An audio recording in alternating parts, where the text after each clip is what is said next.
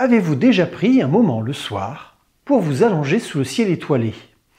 Ce léger frisson qui vous parcourt alors que vous contemplez l'immensité du cosmos, cette sensation de se sentir minuscule et perdu dans l'univers. Autour de vous, des milliards d'étoiles scintillent, chacune pouvant abriter des mondes inconnus. Mais sommes-nous vraiment seuls? Y a-t-il d'autres civilisations, peut-être même plus avancées que la nôtre, cachées quelque part dans ce vaste univers? Pourquoi, malgré toutes nos avancées technologiques, nous n'avons toujours pas trouvé de preuves concrètes de l'existence d'autres civilisations? Sommes-nous tout simplement seuls dans l'univers? Ou bien existe-t-il quelque chose qui empêche toute civilisation avancée d'explorer au-delà de son propre système planétaire? Bienvenue sur En route vers le futur, numéro 53.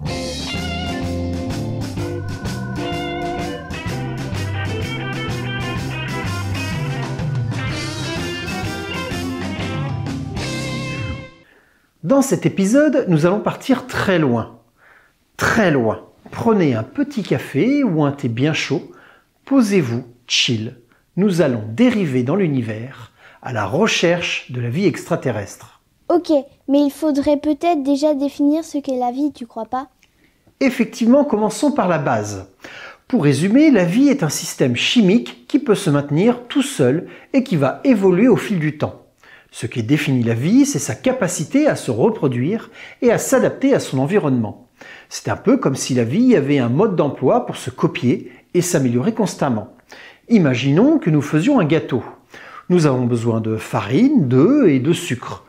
Mélanger le tout ne suffit pas pour en faire un gâteau. Cela reste une simple pâte. Pour cela, il faut la mettre au four pour cuire la pâte. Pendant la cuisson, les ingrédients réagissent entre eux et se transforment en quelque chose de nouveau, un gâteau. De la même manière, la vie sur Terre a commencé avec des ingrédients simples comme le carbone, l'hydrogène, l'oxygène et l'azote. Ces éléments se sont mélangés dans des conditions spéciales, peut-être dans des océans chauds, près des volcans ou sous des orages magnétiques. On ne sait pas encore exactement. Et ces éléments ont réagi pour former des molécules plus complexes. Avec le temps, ces molécules ont appris à se reproduire et à évoluer, créant ainsi la vie telle que nous la connaissons aujourd'hui. Mais est-on sûr que la vie est bien née sur Terre? Non, nous ne sommes pas complètement sûrs que la vie est bien née sur Terre.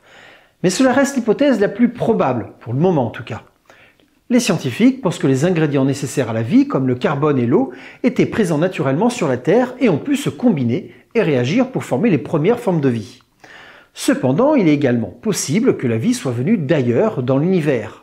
Par exemple, nous savons que certaines météorites contiennent des molécules organiques, c'est-à-dire des petits morceaux de matière qui pourraient être les briques de la vie. Certains scientifiques pensent que ces météorites auraient pu apporter des ingrédients de la vie sur Terre, voire la vie elle-même. Nous savons maintenant que certaines bactéries terrestres, notamment celles découvertes à l'extérieur de la Station spatiale internationale, sont capables de survivre dans le vide spatial. Elles entrent dans une sorte de mode au ralenti, un état de stase, et peuvent reprendre leur activité dès que les conditions nécessaires sont réunies. Cette hypothèse, selon laquelle la vie aurait été importée depuis l'extérieur de la planète, est appelée panspermie. Cependant, cette hypothèse ne résout pas la question de l'origine de la vie. Elle déplace simplement le problème ailleurs dans l'univers. Mais la vie existe-t-elle ailleurs? Sommes-nous les seuls dans l'univers? Pour l'instant, nous ne savons pas avec certitude si la vie existe ailleurs ou pas. Les probabilités semblent indiquer qu'il serait plus prudent d'imaginer que nous ne sommes pas seuls. Ce que nous savons, c'est que les ingrédients nécessaires à la vie, comme l'eau et les molécules organiques, sont très courantes dans l'univers. Cela signifie qu'il est possible que la vie existe ailleurs. Mais nous n'avons pas encore trouvé de preuves définitives. De plus, bien que la vie telle que nous la connaissons soit basée sur le carbone et l'eau, certains scientifiques se demandent si d'autres éléments pourraient également soutenir la vie. Par exemple, le silicium, qui est un élément abondant dans l'univers. Il peut former des lésions chimiques solides. Cependant, les liaisons du silicium sont beaucoup plus fortes et moins flexibles que celles du carbone, ce qui rendrait la chimie du silicium moins adaptée à la diversité et à la complexité nécessaires pour la vie. Malgré cela, l'idée d'une vie basée sur le silicium reste une hypothèse intéressante et fait partie des recherches sur les formes de vie alternatives possibles dans l'univers. Cela veut dire qu'il y a des scientifiques qui étudient les formes de vie extraterrestres? Nous ne savons même pas si elles existent. Oui, ces scientifiques s'appellent des exobiologistes. Ils cherchent à comprendre comment la vie pourrait apparaître et évoluer dans des environnements différents de ceux que nous connaissons sur Terre. Ils étudient des endroits comme Mars, les lunes de Saturne et Jupiter, et même des planètes très éloignées dans l'univers, les exoplanètes. Ils cherchent des signes de vie, comme des molécules organiques ou des anomalies dans la chimie, qui pourraient indiquer la présence de formes de vie différentes. Ces recherches nous servent aussi sur Terre et nous aident à mieux comprendre la vie sur notre propre planète. Si la vie existait ailleurs, nous aurions déjà rencontré d'autres civilisations, non? Tu viens ici d'avoir la même réflexion que le physicien Enrico Fermi a eue en 1950. Ce paradoxe a d'ailleurs pris son nom, le paradoxe de Fermi. Le physicien italien se demandait, si l'univers est si vieux et si grand, pourquoi n'avons-nous jamais croisé d'extraterrestres? S'il y a des civilisations extraterrestres, leurs représentants devraient être déjà chez nous. Mais où sont-ils donc? Sa réflexion est digne d'un épisode de Big Bang Theory, car Fermi s'est posé cette question alors qu'il était en train de déjeuner avec des collègues à la cafétéria du laboratoire national de Los Alamos. À l'origine, le petit groupe de scientifiques commentait avec humour un dessin de presse de Alan Dunn paru dans le journal Le New Yorker quelques jours auparavant, le 20 mai 1950. Celui-ci illustrait de mystérieux vols d'objets à New York, incluant des poubelles domestiques. Le dessin imaginait que des extraterrestres volaient ces objets et ces poubelles pour les étudier, et donc étudier notre civilisation. Et c'est quoi sa réponse? En réalité, nous n'avons toujours pas de réponse définitive, uniquement des hypothèses. La première hypothèse est simple. Les extraterrestres n'existent pas. C'est peut-être que la vie sur Terre est unique et que nous sommes les seuls dans l'univers. C'est un peu triste, contre-intuitif, mais cela reste une possibilité. La seconde hypothèse propose que les extraterrestres existent, mais ne communiquent tout simplement pas. C'est peut-être qu'ils ne veulent pas communiquer avec des créatures étrangères, ou plus simplement, ils ne peuvent pas communiquer avec nous, car ils n'ont pas le niveau technologique pour le faire. Ils pourraient être également trop loin pour que l'on capte le moindre message, ou peut-être qu'ils utilisent une technologie de communication très différente de la nôtre. On peut également imaginer que d'autres civilisations existent bel et bien, ou vont exister, mais nous sommes tout simplement les premiers capables d'écouter et d'émettre des signaux dans l'espace. Il faut bien un premier, et si c'était nous? Une autre hypothèse qui plaît beaucoup à la science-fiction, c'est qu'ils nous observent en secret. Ils pourraient être là, mais ils ne veulent pas que nous le sachions. Peut-être pour préserver notre exotisme, notre culture ou notre innocence. Nous serions une sorte de zoo que des scientifiques extraterrestres étudieraient en attendant que nous ayons atteint un niveau de civilisation suffisant pour être contactés. Dans la série Star Trek, dès 1967, les auteurs ont imaginé que dans le futur, les explorateurs spatiaux respecteront la directive première, qui interdit aux humains d'interférer avec une civilisation extraterrestre avant qu'elle n'ait réussi à voyager au-delà de la vitesse de la lumière. Une autre hypothèse, si les civilisations avancées estimaient que notre nature violente penche plutôt en notre défaveur pour intégrer une société à l'échelle de la Voie lactée. Nous pourrions également être juste insignifiants à leurs yeux. Ou leurs récepteurs visuels. Oui, tu as raison, on ne sait même pas comment ils perçoivent leur monde. Notre niveau de civilisation serait tellement bas que nous serions pour eux semblables à des fourmis. Intéressant, mais sans plus. Une autre hypothèse dite de la forêt sombre est intéressante, mais elle peut faire peur. Et si les extraterrestres avaient simplement peur de communiquer, qu'ils se cachaient, qu'ils faisaient exprès d'être discrets pour ne pas attirer l'attention sur eux? Peut-être existe-t-il une civilisation à l'échelle galactique qui étalerait son empire en écrasant les habitants des planètes qu'ils envahissent. D'où la paranoïa des civilisations émergentes. Peur d'être colonisé? Oui. Oui, peut-être que cela se sait et qu'il ne vaut mieux pas se faire connaître au risque d'être les prochaines victimes. D'où l'idée d'une forêt sombre où chacun reste le plus discret possible par paranoïa. La série Le problème à trois corps, basée sur le roman du même nom de l'auteur chinois Liu Cixin, se repose sur l'hypothèse de la forêt sombre dans son scénario. Certains scientifiques renommés, comme le célèbre Stephen Hawking, a émis des réserves sur l'envoi de messages dans l'espace. Il pensait que contacter des civilisations extraterrestres avancées pourrait mettre en danger l'humanité. Hawking craignant que des civilisations extraterrestres puissent voir les humains comme une menace ou une proie. Il y a encore des tas d'autres hypothèses qui pourraient répondre au paradoxe de Fermi. Mais je vais finir sur celle qui pourrait être finalement la plus angoissante. C'est l'hypothèse du grand filtre. L'hypothèse du grand filtre suggère qu'il existe peut-être un obstacle majeur, un filtre, quelque part dans l'évolution des civilisations qui les empêche de devenir des voyageurs interstellaires. Et ce filtre pourrait être derrière nous ou devant nous. Si le filtre est derrière nous, c'est que ça s'est bien passé pour nous, c'est que ça s'est passé dans notre passé. Cela signifie que la vie intelligente est rare parce qu'il est difficile de passer de la matière inerte à la vie complexe. Peut-être que la transition de la chimie à la biologie est extrêmement improbable. Un peu comme si la vie sur Terre était un coup de chance cosmique. Mais il y a une autre possibilité beaucoup plus sombre. Et si le filtre était devant nous, dans notre futur, c'est-à-dire qu'on ne l'a pas encore vu? Cela voudrait dire que les civilisations avancées finissent toutes par s'autodétruire avant de pouvoir explorer l'univers. Il existe plusieurs hypothèses de grands filtres. Le filtre biologique. Comme on l'a mentionné, la transition de la matière inerte à la vie complexe pourrait être extrêmement rare. Peut-être que la vie elle-même est un phénomène exceptionnel dans l'univers. Le filtre technologique. Une fois que la vie intelligente émerge, il pourrait y avoir un obstacle technologique insurmontable. Par exemple, développer des technologies avancées comme l'intelligence artificielle ou l'énergie nucléaire pourrait mener à des catastrophes inévitables. Le filtre sociétal. Les civilisations avancées pourraient s'autodétruire à cause de conflits internes, de guerres ou de l'incapacité à coopérer à grande échelle. Pensez à des scénarios de science-fiction où des sociétés s'effondrent à cause de leur propre division. Le filtre écologique. Les civilisations pourraient échouer à gérer leurs ressources naturelles de manière durable, menant à des catastrophes écologiques.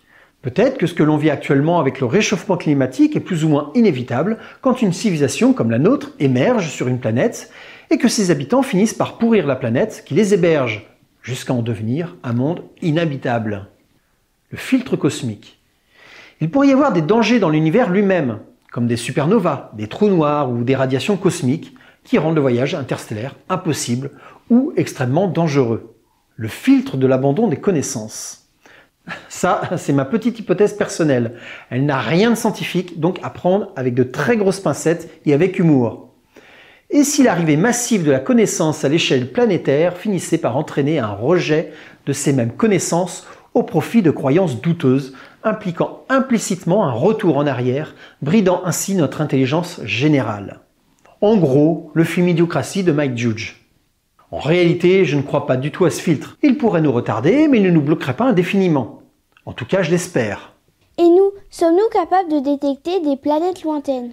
Imagine que chaque étoile que tu vois la nuit possède probablement sa propre famille de planètes, tout comme notre Soleil.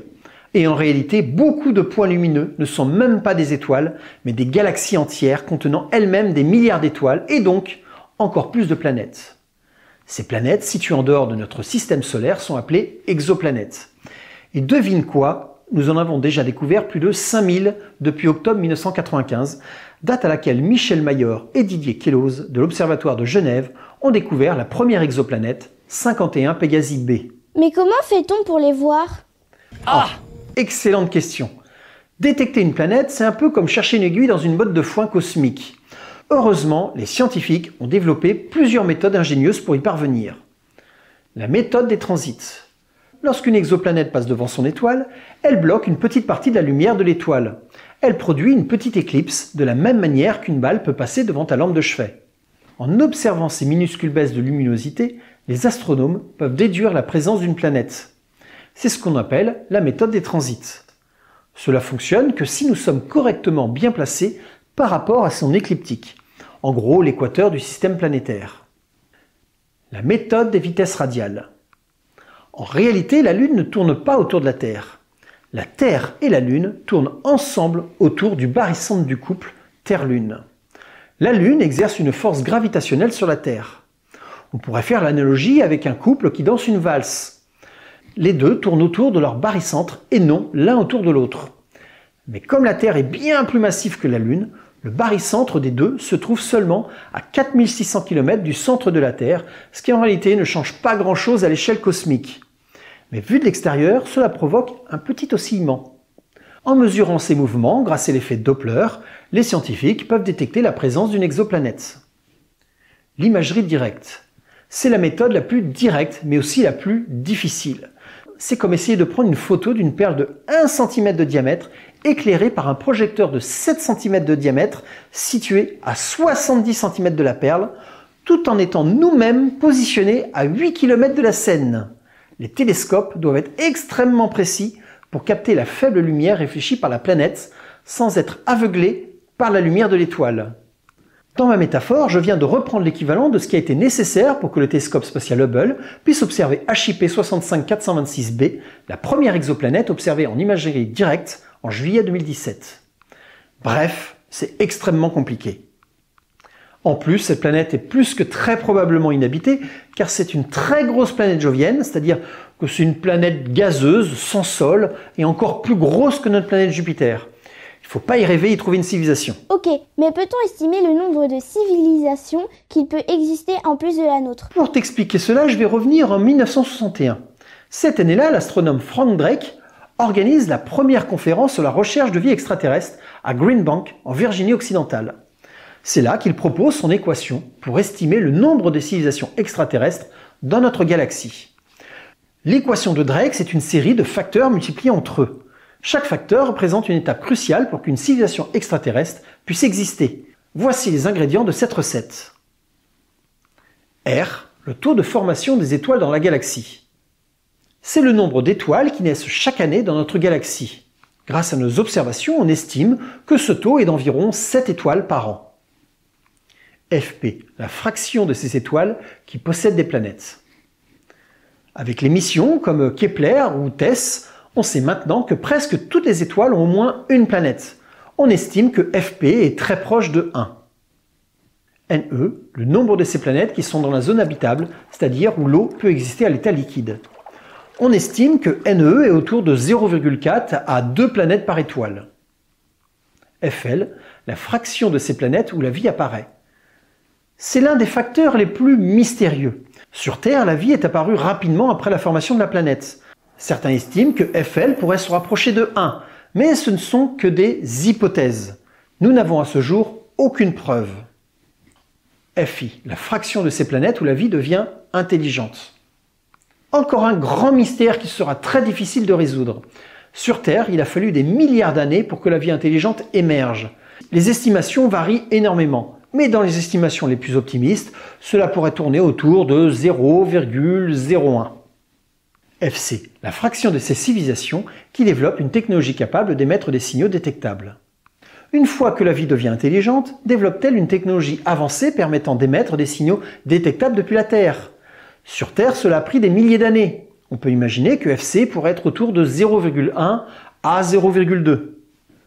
L, la durée pendant laquelle ces civilisations émettent des signaux détectables. C'est le temps pendant lequel une civilisation est capable d'émettre des signaux que nous pourrions détecter avant que cette civilisation disparaisse ou trouve un moyen de ne plus émettre pour n'importe quelle raison.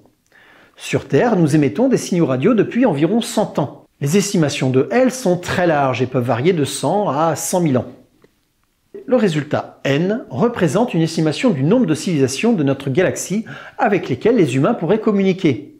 Autant nous avons des estimations sérieuses pour R, FP ou NE, autant nous sommes complètement dans le flou complet pour FL, FI, FC et L. Nous n'avons donc pas encore assez d'informations pour pouvoir résoudre cette équation. Comment pourrons-nous évaluer leur niveau de développement technologique? En 1964, l'astronome russe Nikolai Kardashev a proposé une méthode de classification des civilisations basée sur la quantité d'énergie qu'elle peut utiliser pour son usage. Cette classification a pris pour nom l'échelle de Kardashev. L'échelle est découpée en 3 types principaux. Commençons par le type 1, la civilisation planétaire. À ce stade, une civilisation peut utiliser toute l'énergie disponible sur sa planète. Pensez à des panneaux solaires couvrant chaque centimètre carré de la surface terrestre, des éoliennes géantes et des réacteurs à fusion nucléaire.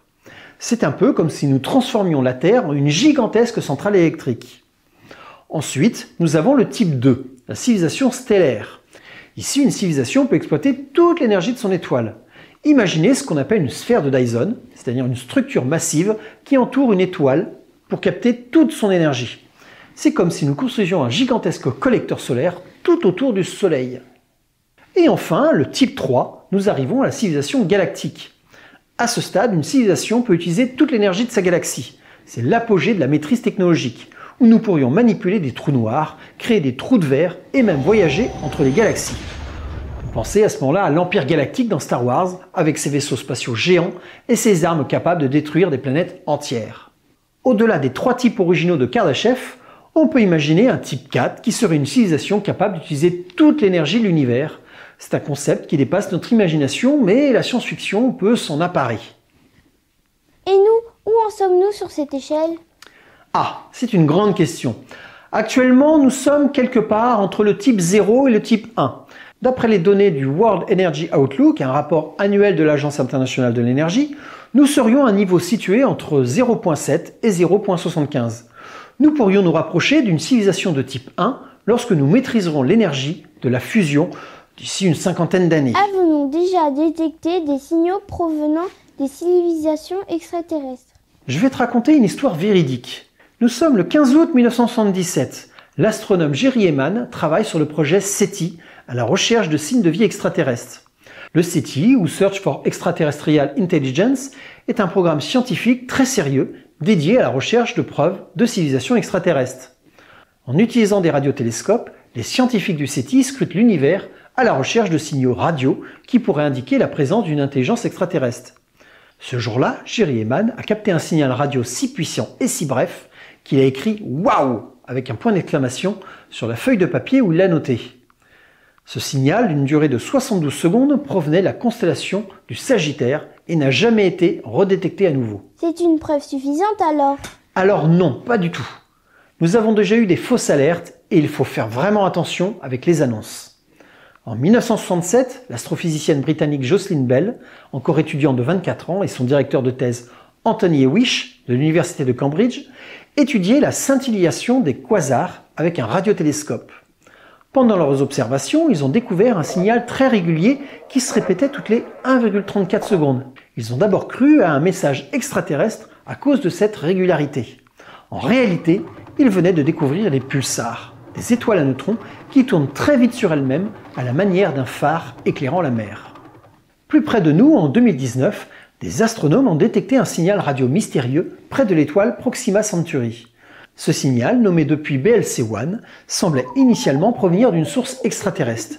Mais après des analyses supplémentaires, il a été déterminé qu'il était d'origine humaine, probablement causé par un micro-ondes en marche pendant la captation. Sans aller aussi loin, peut-on détecter de la vie dans le système solaire? Oui, et c'est même une des principales raisons qui nous poussent à explorer le système solaire avec des robots et des humains quand c'est possible. Commençons par Mars, la planète rouge. Depuis des décennies, Mars fascine les scientifiques. Avec ses calottes glaciaires et ses anciens lits de rivière, Mars pourrait avoir abrité de l'eau liquide par le passé. Et là où il y a de l'eau, il pourrait y avoir de la vie. Les rovers comme Curiosity et Perseverance sont nos yeux et nos oreilles sur Mars, analysant le sol et l'atmosphère à la recherche de signes de vie microbienne. D'ailleurs, les rovers martiens ont déjà fait des découvertes fascinantes. Curiosity a notamment trouvé des molécules organiques dans des roches anciennes, ce qui suggère que les conditions nécessaires à la vie ont peut-être existé sur Mars dans le passé. Pendant l'été 2024, le rover Perseverance de la NASA a découvert une roche intrigante sur Mars avec des motifs en taches de léopard, soupçonnés d'être des indicateurs potentiels de vie ancienne. Cependant, la NASA reste prudente, affirmant qu'il est trop tôt pour conclure à la présence de vie et que des recherches supplémentaires sont nécessaires. Nous aurons probablement la réponse le jour où des échantillons analysés par le robot arriveront sur Terre pour une analyse plus approfondie dans des laboratoires à l'horizon 2033. Mais Mars n'est pas notre seule piste. Pensons aux lunes glacées de Jupiter et de Saturne comme Europe ou Encelade. Sous leur surface gelée, des océans d'eau liquide pourraient exister, chauffés par l'activité géothermique. Ces océans pourraient abriter des formes de vie similaires à celles que l'on trouve dans les profondeurs de nos océans terrestres. La mission Europa Clipper de la NASA, qui a décollé en octobre 2024, devrait commencer à explorer Europe en détail à partir de 2031, depuis son orbite. À côté de cela, Titan, la plus grande lune de Saturne, possède des lacs de méthane. Titan est un monde fascinant qui pourrait abriter une chimie prébiotique complexe. La mission Dragonfly de la NASA, prévue à décoller en 2028 pour arriver en 2034, enverra un drone quadricoptère explorer les dunes et les lacs de Titan. Imaginez un drone volant au-dessus des paysages extraterrestres, collectant des échantillons et analysant l'atmosphère. C'est une mission qui pourrait révolutionner notre compréhension de la chimie organique dans le système solaire. Et n'oublions pas Vénus, notre voisine infernale. Avec ses températures de surface suffocantes et son atmosphère toxique, Vénus semble plutôt inhospitalière. Mais certains scientifiques pensent que les nuages de Vénus, situés au-dessus de cet enfer, pourraient abriter des formes de vie microbiennes. Des missions futures pourraient explorer cette possibilité, nous offrant peut-être des surprises inattendues. Alors que nous levons les yeux vers le ciel étoilé, nous ne pouvons qu'être émerveillés par l'immensité de l'univers et les mystères qu'il renferme. Le paradoxe de Fermi nous rappelle que malgré nos avancées technologiques, nous sommes encore loin de comprendre pleinement notre place dans le cosmos. Mais cette quête de réponse, cette soif de découverte, est ce qui nous définit en tant qu'êtres humains. Chaque étoile que nous observons, chaque exoplanète que nous découvrons est une invitation à explorer davantage, à repousser les limites de notre connaissance. Peut-être que la vie extraterrestre existe, cachée dans les recoins les plus éloignés de l'univers, ou peut-être que nous sommes les pionniers d'une aventure cosmique qui ne fait que commencer. Si vous avez aimé cette vidéo, merci de mettre un petit pouce en l'air, cela contribuera à faire connaître ma chaîne aux algorithmes de YouTube. Si vous avez une question ou si vous avez un commentaire à faire sur cette vidéo, n'hésitez pas et je me ferai un plaisir de vous répondre moi-même. D'ailleurs, si je trouve la question intéressante, j'y répondrai en vidéo. Et surtout, abonnez-vous pour ne pas rater mes prochaines chroniques. Allez, ciao les humanoïdes!